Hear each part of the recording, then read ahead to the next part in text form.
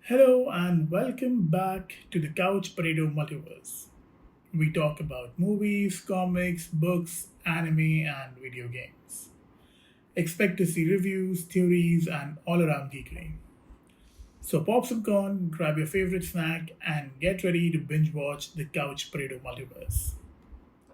Imagine a villain who can rewrite history, conquer the future, and even manipulate time itself. Welcome to the world of Kang the Conqueror. His reign of terror has spanned countless timelines, and there is no telling how many versions of him are out there.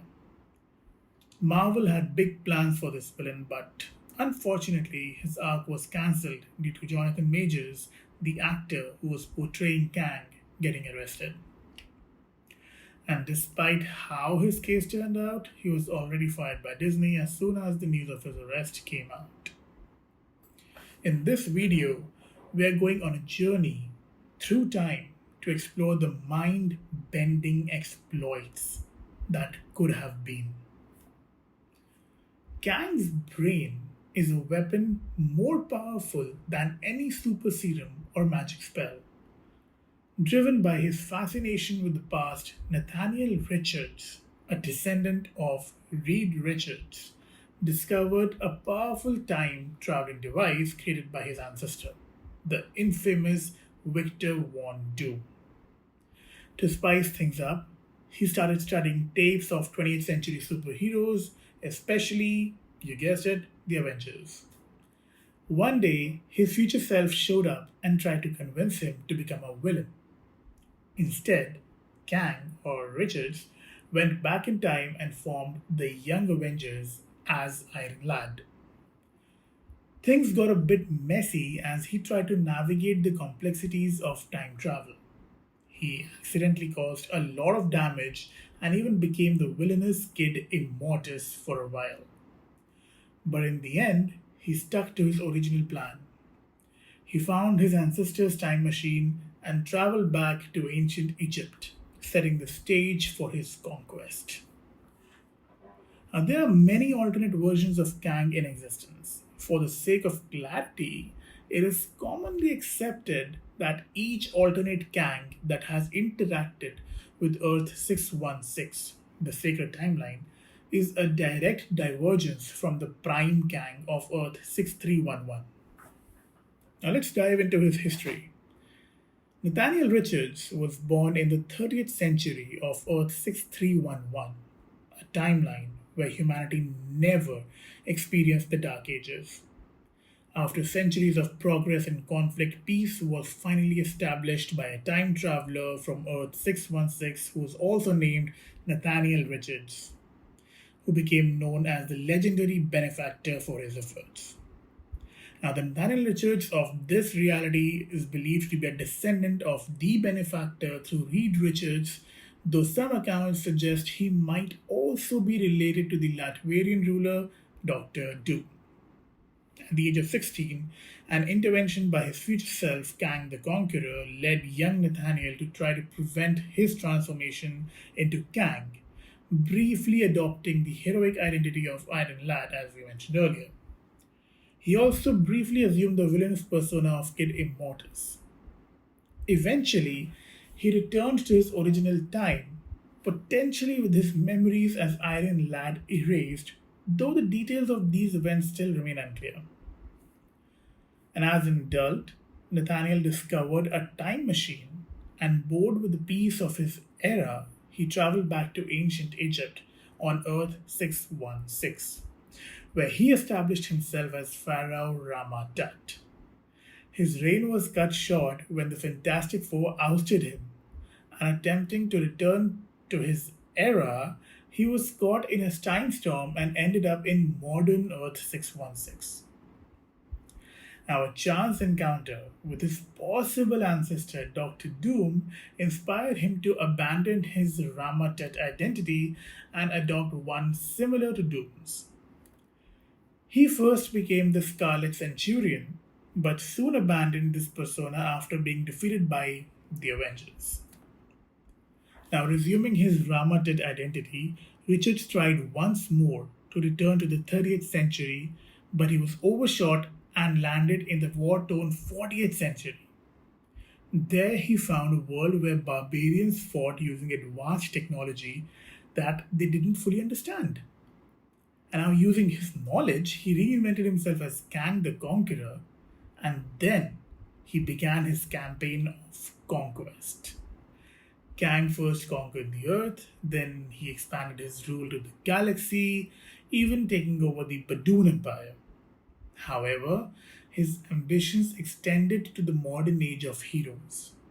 In one early instance, Kang appeared over Times Square in New York City around 1939, causing brief hysteria before being dismissed as part of a hoax. And a part of Kang's motivation for conquering the modern era was his desire to learn the identity of the celestial Madonna. She was a figure from incomplete historical records who was said to give birth to the most powerful man in history. And Kang was determined to ensure that he would be the father of that child. Now, let's see what possible story arc could the MCU have taken had they went ahead with Kang.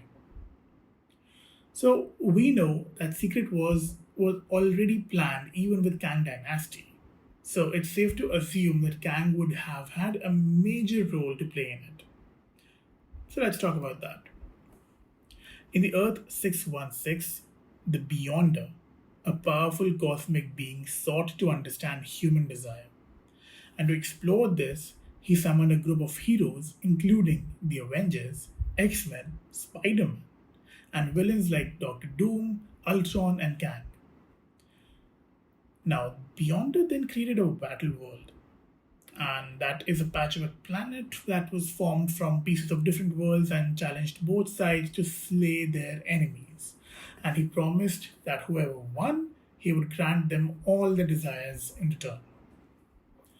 So the villains that were initially led by Doctor Doom set up operations in a high-tech facility on Battleworld. Doom suggested that they abandon their petty desires to contact the seemingly omnipotent Beyonder.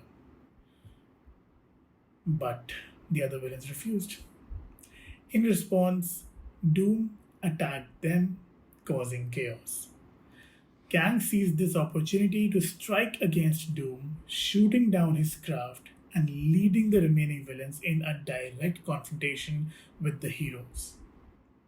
During the ensuing battle, Kang was captured by the heroes along with several other villains and imprisoned.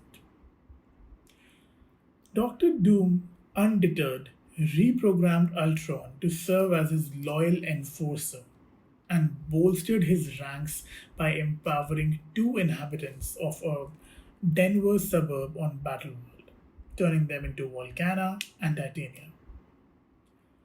He launched a massive assault on the heroes' headquarters, freeing Kang and the other captured villains. During this conflict, Kang and his allies seemingly killed Thor, though he later returned, revealing he had survived. So, as you would expect, seeking revenge for Kang's earlier betrayal, Doctor Doom ordered Ultron to kill him, and Kang was apparently disintegrated.